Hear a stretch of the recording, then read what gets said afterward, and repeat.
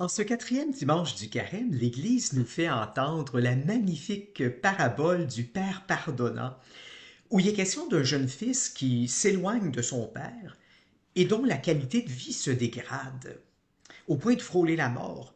Et lorsqu'il revient vers son père, celui-ci peut dire « Mon fils qui était mort est revenu à la vie ». Alors c'est vraiment impressionnant de voir comment notre Dieu, c'est le Dieu de la vie. Comment il peut être source de vie pour la personne humaine. Oui, il est à l'origine de notre vie biologique, mais il est aussi source d'une vie d'un autre ordre qui assure une qualité de bien-être à notre existence en ce monde. Et moi, je trouve que c'est très instructif de voir le parcours du jeune fils dans la parabole, hein, de voir comment la qualité de vie de la personne humaine se dégrade quand elle se coupe de cette source de vie qu'est Dieu, quand la personne humaine s'éloigne d'une relation avec Dieu. Loin de Dieu, ben, l'être humain est en manque d'un élément essentiel, un petit peu comme une plante verte à qui il manque de la lumière ou de l'eau, ben, elle dépérit.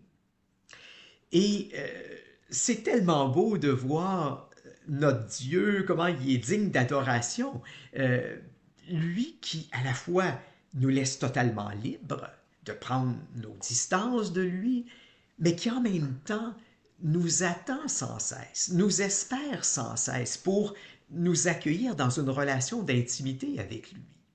Hein, c'est un Dieu qui est prêt à nous accueillir sans condition, sans nous faire payer nos incartades, sans être rancunier face à nos prises de distance par rapport à lui. Et on voit dans cette parabole que Dieu souhaite vivre en intimité avec nous. Hein, il veut nous rencontrer dans l'amour. C'est pas une question de loi ou d'obligation, comme semblaient le penser les scribes et les pharisiens qui critiquent Jésus. Non, il veut vivre avec nous une relation père-fils ou père-fille. Euh, alors, ça nous pose la question cette semaine, où est-ce que j'en suis dans ma relation avec Dieu le Père? Hein, quel genre de lien est-ce que je vis avec lui? Et ce carême est vraiment un temps pour nous approcher du Père, pour nous rebrancher sur lui, pour accueillir la vie qu'il a à nous offrir. Et je dirais que cette parabole nous encourage à ne pas craindre d'oser un rapprochement avec lui, même si jamais on s'en était éloigné. Et le carême est justement un temps de grâce pour vivre ce rapprochement, pour grandir en intimité avec lui.